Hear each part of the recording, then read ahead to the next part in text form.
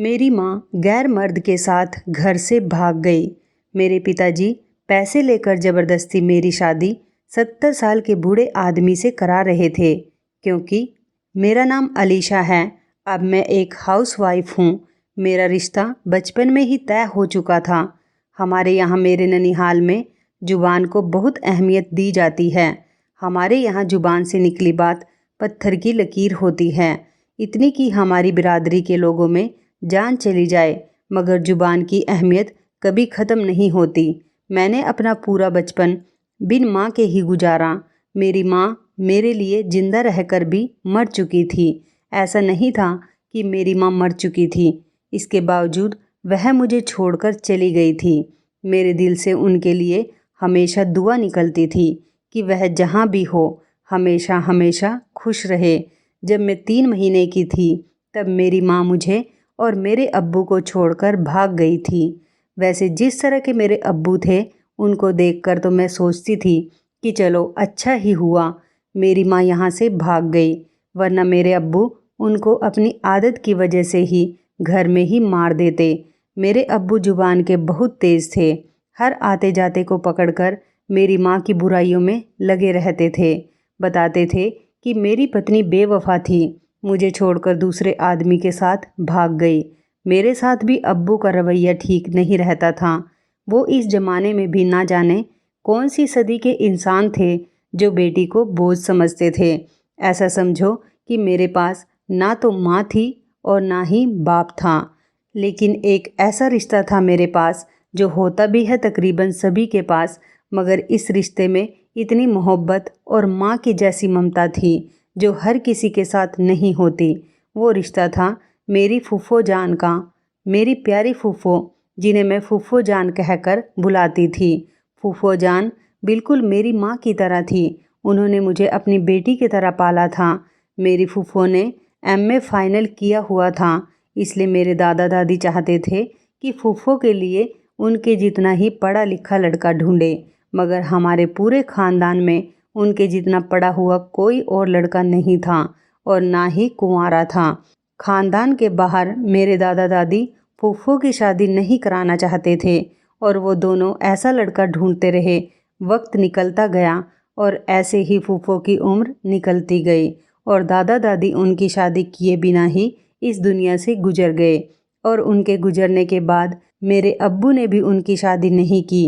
वो भी नहीं चाहते थे कि फूफो की शादी ख़ानदान से बाहर हो। वो इसलिए क्योंकि फूफो को दहेज और ज़मीन दोनों ही देने पड़ते, जो मेरे अब्बू जैसा इंसान चाहता नहीं था।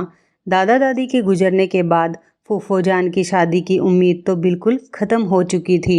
फूफो जान हमेशा घर पर ही रही और मेरी माँ मुझे उन्हीं की गोद में फेंक कर चली गई थी। फूफो जान का दिल ममता से भरा हुआ था और वो मेरी माँ बन गई और हर दुख तकलीफ़ से मुझे बचा कर रखा। मुझे हमेशा अपनी माँ से एक ही शिकायत थी कि काश वो जाते हुए मुझे भी अपने साथ ले जाती, लेकिन वो तो मुझे इस जहन्नुम में छोड़कर चली गई थी। लेकिन जैसे तैसे बिन माँ के भी मेरी परवरिश हो ही गई थी। उसके बाद मैं 18 साल की हुई। फूफो जान ने मेरी खाला को फ़ोन करना शुरू कर दिया ताकि वो जल्द से जल्द मुझे यहाँ से ब्याह कर ले जाए, क्योंकि मेरा रिश्ता मेरी खाला के छोटे बेटे सलमान से बचपन में ही तय हो चुका था। लेकिन खाला हर बार उनको टाल देती थी, जिसके कारण फूफो जान परेशान रहने लगी थी। अब्बू ने साफ साफ लफ्ज़ों में फूफो से कह दिया था कि अगर मेरे 18 साल के होते ही मेरी शादी खाला के बेटे से नहीं हुई तो वो मेरी शादी अपनी मर्जी से जहाँ चाहेंगे वहाँ कर देंगे और उनकी मर्जी के लोग तो उनके जैसे ही हो सकते थे। इसलिए फूफो जान बहुत परेशान थी। खाला का कहना था कि सलमान इस रिश्ते के लिए नहीं मान रहा, वरना वो खुद भी मुझे अपनी बहू बनाना चाहती थी। सलमान अपने लिए एक पढ़ी लिखी और अपने सोशल सर्कल में सरवाइव करने वाली पत्नी चाहता था, लेकिन मैंने तो कभी भी स्कूल की शक्ल भी नहीं देखी थी, क्योंकि अब्बू नहीं चाहते थे कि मैं पढ़ाई करूं और फिर फूफो की तरह सारी ज़िंदगी घर बैठी रहूं। मैं किसी भी तरह से सलमान के काबिल नहीं थी, लेकिन मेरे दिल में सलमान के लिए मोहब्बत सी जाग उठी थी। मैं लड़की हूँ और जाहिर सी बात है मेरा सलमान से बचपन का रिश्ता तय था। एक लड़की जिसका नाम अपने साथ सुनती है उसे दिल दे बैठती है। फूफो और खाला सलमान को इस शादी के लिए मनाने की पूरी कोशिशों में लगी हुई थी। यहाँ तक कि उसे रब का वास्ता भी दे चुकी थी। दोनों ही मेरे लिए सलमान से हमदर्दी की मांग कर रही थी, लेकिन सलमान का दिल किसी तरह मुझसे शादी करने के लिए राजी ही नहीं था। और देखते ही देखते 3 साल गुजर गए। मैं 21 साल की हो गई। इतना समय बर्बाद करने के बाद भी सलमान की तरफ से शादी की कोई उम्मीद नहीं थी। अब्बू ने मेरे लिए अपने दोस्त का रिश्ता देख लिया था। अब्बू का दोस्त अब्बू से उम्र में 6 साल छोटा था और मुझसे 30 साल बड़ा था। फूफो जान ने ये सब सुना तो वो अब्बू से लड़ने बैठ गई, लेकिन अब्बू ने उनकी एक नहीं सुनी और मेरी शादी की तारीख तय कर दी। अब्बू के दोस्त ने मेरे बदले पूरे 20 लाख रुपए देने का वादा किया था, तो अब्बू उनसे इनकार नहीं कर सकते थे। मेरी जैसी बोझ का उन्हें 20 लाख मिल रहा था, उनको और क्या चाहिए था।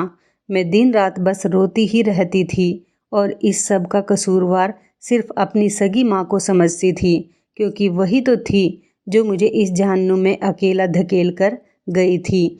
वो मुझे संभाल नहीं सकती थी तो इस जहन्नुम में मुझे पैदा भी नहीं करती, लेकिन वो तो अपनी अच्छी ज़िंदगी गुजारने के लिए मुझे यहाँ छोड़कर चली गई। क्या होता अगर वो मुझे भी अपने साथ ले जाती, तो मेरी ज़िंदगी भी सुकून की हो जाती। लेकिन उन्होंने सिर्फ अपने बारे में ही सोचा। मैं 4 दीवारी में रहने वाली लड़की थी, तो मेरे लिए मेरे बड़ों का फ़ैसला ही मेरा फ़ैसला था।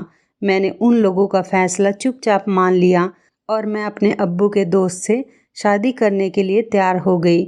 लेकिन फिर कुछ ऐसा हुआ कि मेरी पूरी ज़िंदगी ही बदल गई। सब कुछ इतनी जल्दी हो गया था कि मैं कुछ समझ भी नहीं पाई कि आखिर मेरे साथ ये हुआ तो हुआ क्या।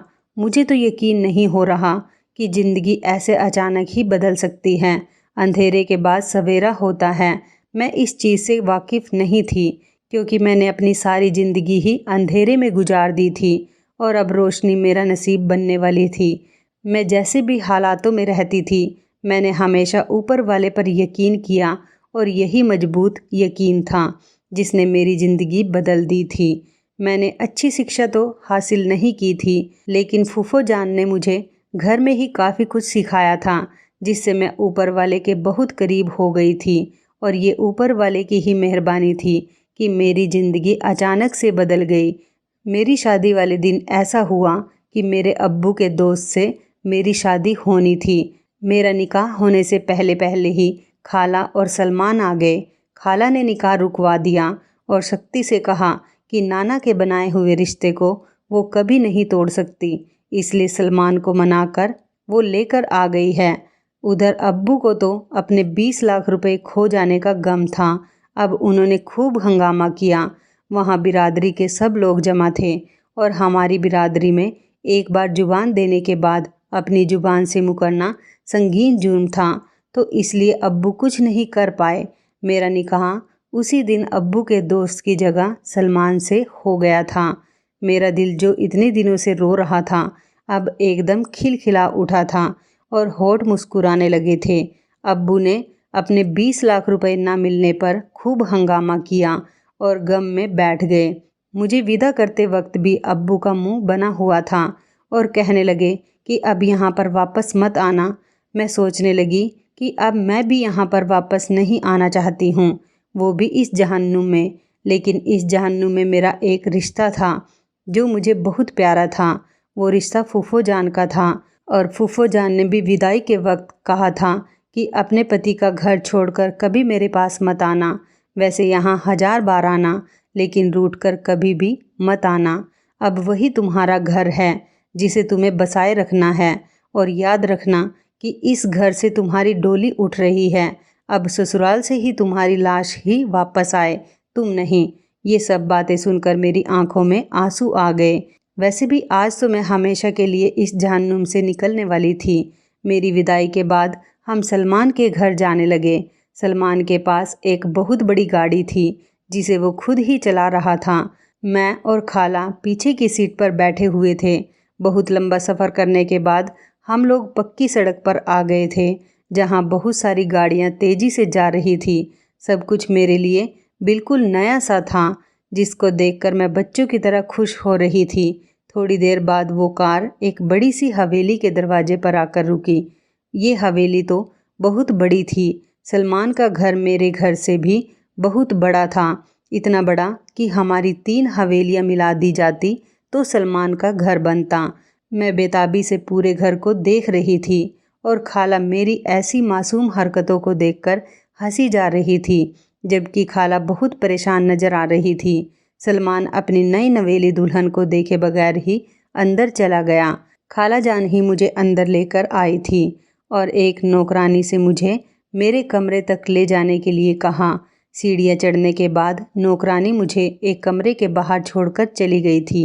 मैंने दरवाज़ा खोला तो देखकर दंग रह गई कि ये कमरा तो बहुत प्यारा और खूबसूरत था। मुझे यकीन नहीं आ रहा था कि ये कमरा वाकई मेरा है। सामने की दीवार पर बहुत बड़ी सी सलमान की तस्वीर लगी हुई थी, जिसमें वो मुस्कुरा रहे थे और बहुत अच्छे लग रहे थे। मैं उस तस्वीर को देख ही रही थी कि अचानक से बाथरूम का दरवाज़ा खुला और सलमान बाहर आए। उन्होंने मुझ पर एक नज़र भी नहीं डाली। साइड में मैं लेट गई। मैं सफ़र से बहुत थक गई थी और रात भी काफ़ी हो चुकी थी, इसलिए मैं सो गई। अगले ही दिन मेरी नींद खाला की आवाज़ से खुली। सुबह के 9 बज रहे थे जब उन्होंने एक सूटकेस मेरे लिए तैयार करके रखा हुआ था और कहने लगी कि तुम इस नौकरानी के साथ चली जाओ। डर और खौफ की वजह से मेरी ज़बान को ताला लग गया था। मैं सोचने लग गई कि कल ही तो खाला मुझे शादी करके इस घर में लेकर आई है और अब वो मुझे घर से निकाल रही है। मैं कितनी खुशी खुशी यहाँ पर आई थी, लेकिन मेरी खुशी अब गायब हो चुकी थी। मैं खाला से पूछना चाहती थी कि वह मेरे साथ ये जुर्म क्यों कर रही है। हमेशा तो उन्होंने मुझ पर बिन माँ की बेटी समझकर बहुत तरस खाया था, तो आज उनका तरस कहाँ गया। मैं खाला से पूछना चाहती थी कि आज वो मुझे घर से निकाल रही है तो मैं कहाँ जाऊँगी। अब्बू और फूफो जान ने तो मेरे लिए घर के दरवाजे बंद कर दिए थे। अब मुझे अपना घर बसाना था, लेकिन मुझे तो घर बसाने का मौका तक नहीं दिया गया था। मेरी जुबान बंद थी और आंखों से आंसू निकले जा रहे थे। नौकरानी ने मेरा सामान गाड़ी में रखवा दिया और मैं भी गाड़ी तक पहुंच गई। नौकरानी ने गाड़ी का दरवाज़ा खोला। मेरे बैठते ही मेरे बराबर में नौकरानी भी बैठ गई। मुझे लगा कि खाला ने इस नौकरानी को मुझे हिफाजत से घर पहुंचाने तक की जिम्मेदारी दी है। मुझे बार बार यही ख्याल आ रहा था कि खाला ने मेरे साथ ऐसा क्यों किया। मेरी ऐसी कौन सी गलती थी जिसका बदला खाला ने मुझसे अब लिया। शादी के बाद तलाक लेने वाली लड़कियों को दुनिया जीने नहीं देती। ख्यालों ही ख्यालों में मैं खुद को पागल होता हुआ और खुद को सड़कों पर भीख मांगते हुए देख चुकी थी। अचानक ही गाड़ी रुकी और मैं ख्यालों की दुनिया से बाहर आई तो मैंने देखा ये मेरा गांव नहीं था। नौकरानी ने उतरकर मेरा सामान निकाला और मेरा हाथ पकड़कर मुझे उतारा और एक सफ़ेद रंग के गेट पर ले गई। मैं अंदर गई तो मैंने देखा कि वहाँ बहुत खूबसूरत सा बोर्ड लगा हुआ था, जिस पर इंग्लिश में कुछ लिखा हुआ था जो मुझे पढ़ना नहीं आता था। मैं उस नौकरानी के साथ डर डर कर अंदर चली गई तो एक हैरान सा मंजर देखा। हर तरफ शीशे ही शीशे लगे हुए थे और बहुत सारी लड़कियां तेज़ी से अपने कामों में लगी हुई थी। एक लड़की मेरे पास आई और मुझे एक कुर्सी पर बैठा दिया और पता नहीं मेरे चेहरे पर क्या क्या करने लगी। 1 घंटे बाद उस लड़की ने मुझे आंखें खोलने के लिए कहा और मैं यह देखकर हैरान रह गई कि जो लड़की मुझे शीशे में नज़र आ रही थी वो मैं ही थी। मैं इतनी ज़्यादा खूबसूरत हूँ, मुझे इस बात का अंदाज़ा ही नहीं था। मैं तो फालतू में ही डरी हुई थी। खाला ने मुझे घर से नहीं निकाला था, बल्कि पार्लर भेजा था और इस सूटकेस में दुल्हन का लाल रंग का जोड़ा था, जिसे पहनकर मैं बहुत प्यारी सी दुल्हन लग रही थी। नौकरानी ने बताया कि शाम को मेरा वलीमा है और यहाँ से तैयार होने के बाद सलमान मुझे यहाँ से लेकर जाएंगे। जब मैं पूरी तरह से तैयार हो गई तो सलमान का इंतज़ार करने लगी, क्योंकि नौकरानी जा चुकी थी। थोड़ी देर बाद सलमान वहाँ आ गए तो मैं अपना भारी भरकम लहंगा उठाकर बड़ी मुश्किल से चलते हुए बाहर आई थी। सलमान गाड़ी के पास ही खड़े थे। मुझे देखते ही वह चौंक गए और काफ़ी देर तक मुझे देखते रहे, और जब मैंने मासूमियत से उनकी तरफ देखकर अपनी पलकें झपकाई तो मुझे देखकर मुस्कुराने लगे। मुझे उनका मुस्कुराना बहुत अच्छा लगा था, और जब गाड़ी का दरवाज़ा उन्होंने मेरे लिए खोला और मेरा हाथ पकड़कर मुझे गाड़ी में बैठाया तो मैं तो उन पर फ़िदा हो गई थी। सलमान सिर्फ शक्ल और सूरत के ही अच्छे नहीं बल्कि दिल के भी बहुत अच्छे इंसान थे। वो मुझे अब्बू और दूसरे मर्दों की तरह मतलबी नहीं लगे थे, क्योंकि वो हमारे ख़ानदान के नहीं थे। मेरी खाला की शादी नाना जी ने अपने दोस्त के बेटे से करवाई थी, जो काफ़ी पढ़े लिखे थे, यानी मेरे ससुर। सलमान भी काफ़ी पढ़े लिखे और सुलझे हुए इंसान थे। थोड़ी देर बाद हम दोनों रोशनियों से चमकती हुई बड़ी सी जगह पहुँचे। सलमान ने बताया कि वो शादी हॉल है। शहर के लोग शादियाँ घर से नहीं बल्कि शादी हॉल से किया करते हैं। उस दिन सलमान ने मेरा हाथ बस मजबूती से पकड़ा हुआ था। जब हम लोग हॉल के अंदर गए तो फोटोग्राफर ने मेरी और सलमान की बहुत सारी फ़ोटो खींची। वो दिन मेरी ज़िंदगी का बहुत खूबसूरत दिन था। वलीमे के बाद से ही सलमान का रवैया मेरे साथ कुछ ठीक नहीं था, लेकिन एक बात जो सलमान के अंदर थी वो ये थी कि वो हमेशा संजीदा रहा करते थे, जबकि सलमान के दोनों बड़े भाई काफ़ी हंसमुख और मिलनसार थे, और उतनी ही उनकी बीवियां चालाक और झगड़ालू थी। वो दोनों अपने हिस्से का किचन का काम भी मुझसे ही करवाती थी और सबके सामने बढ़ चढ़कर मुझे कामचोर साबित कर देती थी। मैं बस चुपचाप ये सब कुछ बर्दाश्त कर रही थी, क्योंकि मेरी परवरिश में लड़ाई झगड़ा करना नहीं था, और ना ही मैं उन दोनों की तरह चालाक थी, ना ही उन दोनों के मुंह लगना चाहती थी। धीरे धीरे दिन गुजरते जा रहे थे और मैं भी अब गुजारा कर रही थी। सलमान बस मुझसे नरमी से बात किया करते थे। वैसे तो उन्होंने कभी मुझ पर गुस्सा नहीं किया था और ना ही कभी डांटा था, ना ये ताना दिया था कि मैं ज़बरदस्ती उनकी ज़िंदगी में आई हूँ, लेकिन फिर भी मुझे उनका रवैया तकलीफ़ देता था। वो मुझसे नरमी से बात ज़रूर किया करते थे, लेकिन उन्होंने कभी मुझसे हंसकर बात नहीं की थी।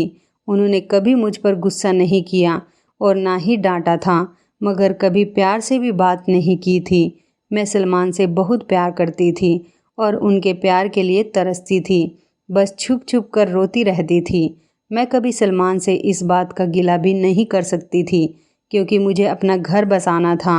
मैं बस यही सोचती रहती थी, हाउसवाइफ ऐसी होती है जिस बेचारी की अपनी कोई मर्जी नहीं होती, बस पति और ससुराल वालों की सुनकर उनकी हाँ में हाँ मिलाती रहती है।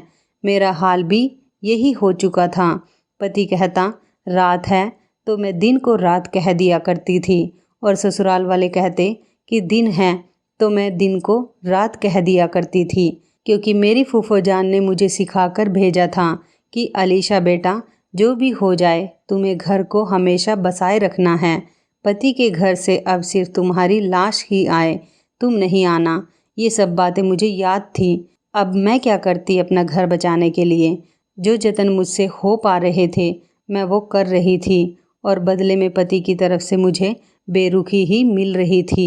मैं सोचती थी कि सलमान मुझसे हंसकर इसलिए बात नहीं करते क्योंकि मैं उनकी पसंद की नहीं हूँ। अब मुझे तो जैसे तैसे अपना घर बसाना था, हंसकर नहीं तो रोकर। मैं चुपचाप इंतज़ार करती रहती जब सलमान सब कामों से फ्री होकर मेरी तरफ आते थे। मैंने अपने आप को सब की तरह ढाल लिया था। अब तो मैं घर के लिए नौकरानी बन चुकी थी, जबकि मुझे तो सिर्फ अपने पति के ही सारे काम करने चाहिए थे, लेकिन वो तो काम के सिलसिले में कई कई दिन शहर से बाहर रहते थे और कभी कभी तो महीना भर घर तक नहीं आते थे। 5 मिनट के लिए ही मुझे फ़ोन कर दिया करते थे और मेरी खैरियत लेकर फ़ोन काट दिया करते थे। मैं कभी उन्हें बता नहीं पाई कि मैं उन्हें कितना याद करती हूँ। मैं बस घर की नौकरानी बनकर रह गई थी। खाला जान मुझे देख देख कर परेशान रहती थी।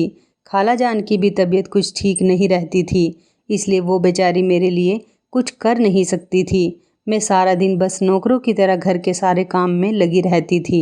घर में काफ़ी सारे नौकर भी थे, लेकिन भाभीयों का कहना था कि नौकरों पर भरोसा नहीं कर सकते और ना ही नौकरों के हाथ का खाना खाया जा सकता है। अब सुबह शाम मेरे लिए पूरे घर का खाना बनाना रह गया था और हर रोज़ भाभीयों की पार्टियाँ और मेहमानों से मैं तंग आ गई थी, मगर मैं क्या कर सकती थी। मुझे तो चुपचाप रहकर बस अपना घर बसाना था। मैं किसी से भी झगड़ा मोल लेना नहीं चाहती थी। इन दिनों भी सलमान बिजनेस के सिलसिले में बाहर गए हुए थे कि अचानक ही खाला जान की तबीयत बहुत ज़्यादा ख़राब होने लग गई थी। डॉक्टर रोज़ उनको चेक करके जाते थे, लेकिन फिर भी खाला की तबीयत ठीक होने पर नहीं आ रही थी। और फिर वो हुआ जिसके बारे में सोचकर भी रूह कांप जाती है। मैं रोज़ सुबह नमाज के बाद खाला के लिए उनके कमरे में चाय लेकर जाती थी। मैं उस दिन भी रोज़ की तरह उनके कमरे में चाय लेकर गई थी, लेकिन मुझे हैरत हुई कि खाला आज सोई हुई थी। मैं जब भी आती थी तो वो मुझे जागती हुई मिलती थी। आज वो सोई हुई थी, लेकिन जैसे ही मैंने उनको जगाना चाहा तो मेरे सर पर आसमान टूट पड़ा। मैं ज़ोर ज़ोर से चीखने लगी। खाला मर चुकी थी। वो हम सबको इस दुनिया को छोड़कर जा चुकी थी। खाला के बराबर में लेटे हुए खालू मेरी चीखों से जाग गए थे और फिर घर के सब लोग जाग गए थे। सलमान को खबर मिली तो वो भी शाम तक घर आ चुके थे। खाला का अचानक ही मर जाना सबके लिए बहुत बड़ा गम था। एक मैं थी जो ज़ोर ज़ोर से चिल्ला चिल्लाकर रो रही थी, और शायद आज पहली बार ही मेरी आवाज़ सबने सुनी होगी। खाला को दफना दिया गया था। उनकी मौत को भुलाया नहीं जा सकता था। एक बहुत अच्छी औरत थी। उसी रात मैं और सलमान एक दूसरे के गले लगकर खूब रोए। हम दोनों का दुख एक ही जैसा था। हमारी माँ मर गई थी और हमारा दिल टूट चुका था। खाला की मौत के बाद जैसे रिश्ते बिखर कर रह गए थे। यहाँ खाला ही तो थी जिन्होंने सबको जोड़कर रखा हुआ था। खालू तो मनमौजी इंसान थे, जिनका खाला की मौत के बाद सारा वक्त बाहर गुजरता था। दोनों बड़े भाइयों ने अपने अपने हिस्से की मांग कर ली थी, क्योंकि उनकी बीवियां अब अलग घर में रहना चाहती थी। सो बिना किसी फसाद और लड़ाई झगड़े के खालू ने इन तीनों बेटों के हिस्से उनको दे दिए थे। लेकिन बड़े भाई की पत्नी के लालच तो कम नहीं हो रहे थे। बड़ी भाभी का असल मकसद सारे भाइयों को आपस में लड़वाना था। जब बड़े भाई ने सलमान के हिस्से में से आधा हिस्सा अपने पास रख लिया तो दोनों भाइयों में खूब लड़ाई हुई। लेकिन बड़े भाई ने सलमान को उनके हिस्से की रकम नहीं दी। घर भी बिक गया था और खालू बड़े भाई के साथ रहने लगे थे, क्योंकि बड़े भाई की बीवी खालू की सगी भतीजी थी और खालू का बैंक बैलेंस भी काफ़ी अच्छा था। इसलिए बड़ी भाभी खालू का खूब ख्याल रखती थी। सलमान ने एक छोटा सा फ्लैट खरीद लिया था, जहां हम दोनों शिफ्ट हो गए थे। सारे भाइयों के बिजनेस भी अलग हो गए थे। सलमान ने अपना खुद का बिजनेस खड़ा करने के लिए बहुत मेहनत की। वो हमेशा काम में ही लगे रहते थे और ज़्यादातर सारा वक्त घर से बाहर ही गुजारते थे। पहले तो चलो खाला हुआ करती थी, बड़े भाइयों के बच्चे थे तो दिल बहल जाता था। लेकिन इस नए फ्लैट में मुझे डर सा लगता था, क्योंकि मैं पूरा दिन यहाँ अकेले रहती थी। मैं सारा दिन बोर होकर रह जाती थी और रात को सलमान थके हारे आते और हाथ मुँह धोकर फ्रेश होकर सो जाते थे। मैं किसी से बात करने के लिए भी तरस गई थी। कोई नहीं था जिससे मैं अपना दिल हल्का कर लेती। सलमान की तरफ से जब हर उम्मीद ख़त्म होने लगी तो मैंने आस पड़ोस के लोगों से बातचीत करनी शुरू कर दी। मेरे फ्लैट के ऊपर वाले फ्लैट में एक शाजिया नाम की औरत रहती थी। वो आदत की बहुत अच्छी थी।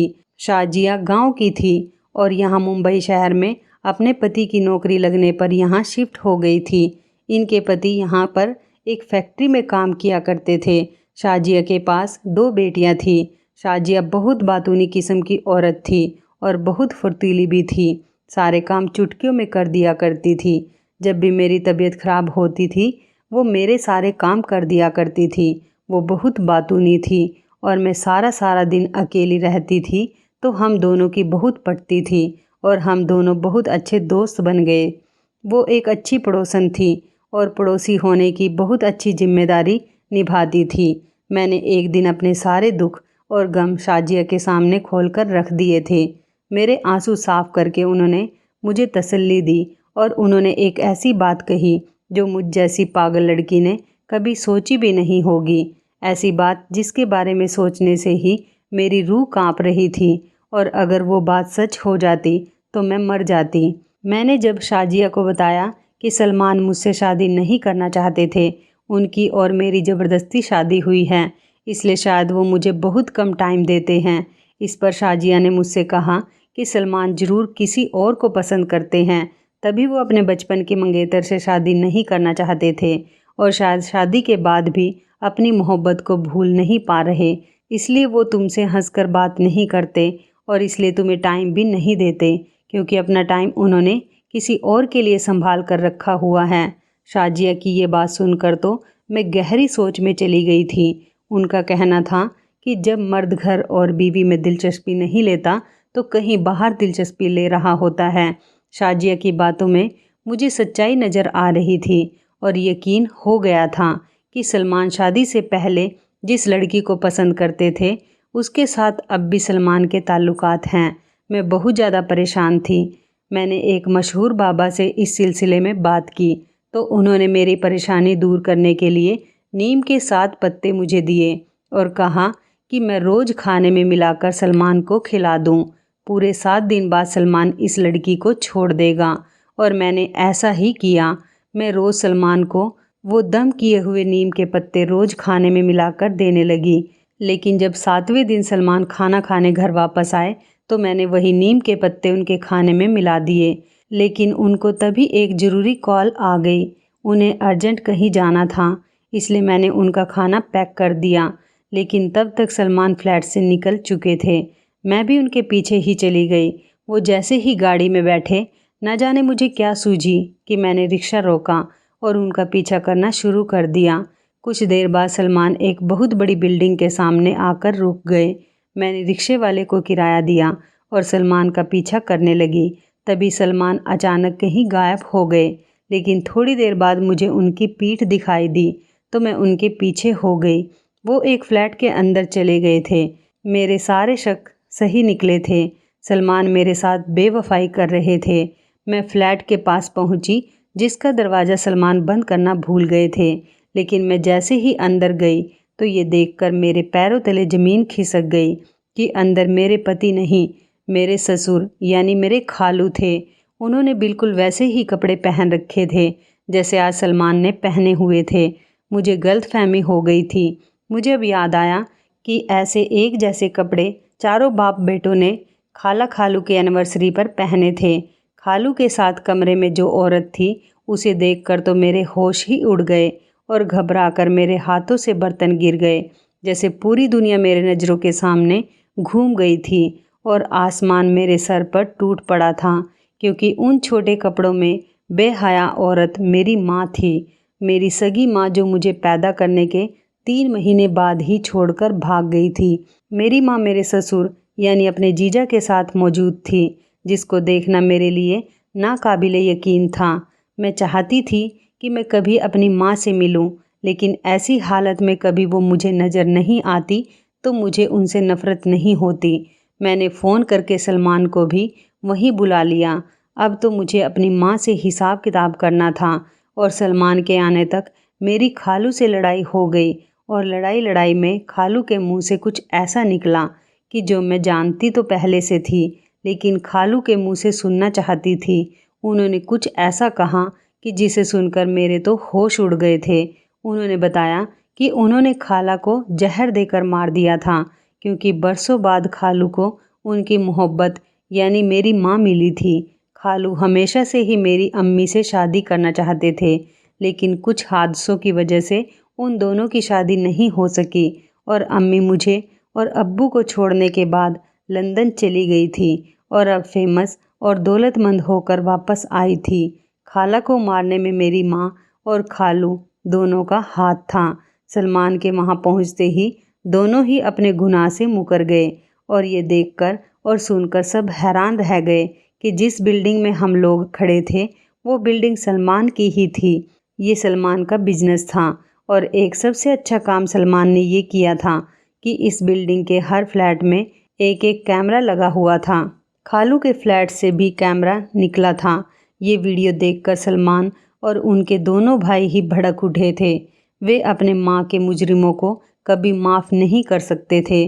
सलमान ने मेरी माँ और अपने बाप को पुलिस के हवाले कर दिया था। सलमान ने सब कुछ ख़त्म होने के बाद मुझसे पूछा कि तुम उस फ्लैट तक कैसे पहुंची थी।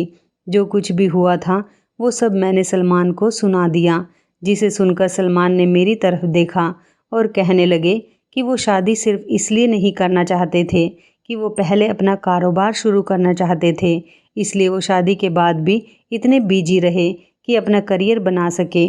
उसके बाद ही जाकर वह अपनी फैमिली बनाने के बारे में सोचे। सलमान ने कहा कि वो तो मुझसे बहुत मोहब्बत करते हैं और मेरी जगह उनकी ज़िंदगी में कोई भी नहीं ले सकता था। उस दिन सलमान बिल्डिंग के किसी काम के सिलसिले में वहाँ गए थे और मैं भी उनका पीछा करते हुए वहाँ पहुँच गई थी और उन दोनों के असली चेहरे हमें मालूम हो गए थे। जो भी था गुजर चुका था और मैं सलमान के साथ बहुत खुश रहने लगी थी। मैंने दोस्ती तो सब पड़ोसियों से रखी, लेकिन किसी को इतना हक नहीं दिया कि वो मेरे दिल में शक का बीज बोए। शक का बीज इंसान को बर्बाद कर देता है। यही वजह थी जो मैंने अपने पति पर शक किया, लेकिन एक तरह से यह भी अच्छा हुआ कि मेरे ससुर और मेरी माँ की सच्चाई का सामना भी हो चुका था। अब मैं और सलमान अपनी ज़िंदगी में बहुत खुश हैं। मेरे पास एक छोटा सा बेटा है। ये थी मेरी गुजरी हुई ज़िंदगी की कहानी। दोस्तों, उम्मीद करती हूँ आपको हमारी कहानी पसंद आई होगी। तो इस कहानी के बारे में आपकी क्या राय है, कमेंट करके ज़रूर बताइएगा। दोस्तों, आपको हमारी ये मज़ेदार कहानी कैसी लगी, आप हमें कमेंट बॉक्स में ज़रूर बताएं।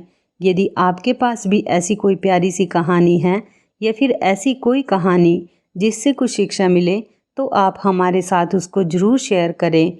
दोस्तों, यदि आपको हमारी ये वीडियो अच्छी लगे तो आप हमारी इस वीडियो को लाइक शेयर ज़रूर करें और ऐसी ही दिल को छू लेने वाली प्रेरणादायक कहानियाँ सुनने के लिए हमारे चैनल को भी सब्सक्राइब करें। यदि आप हमें फेसबुक पर देख रहे हैं तो आप हमारे फेसबुक पेज को लाइक और फॉलो ज़रूर करें। तो दोस्तों, फिर मिलते हैं ऐसी ही ज़बरदस्त कहानी या टिप्स के साथ नई वीडियो में। तब तक के लिए धन्यवाद। आप सभी अपना ख्याल रखना। आपका दिन शुभ व मंगलमय हो।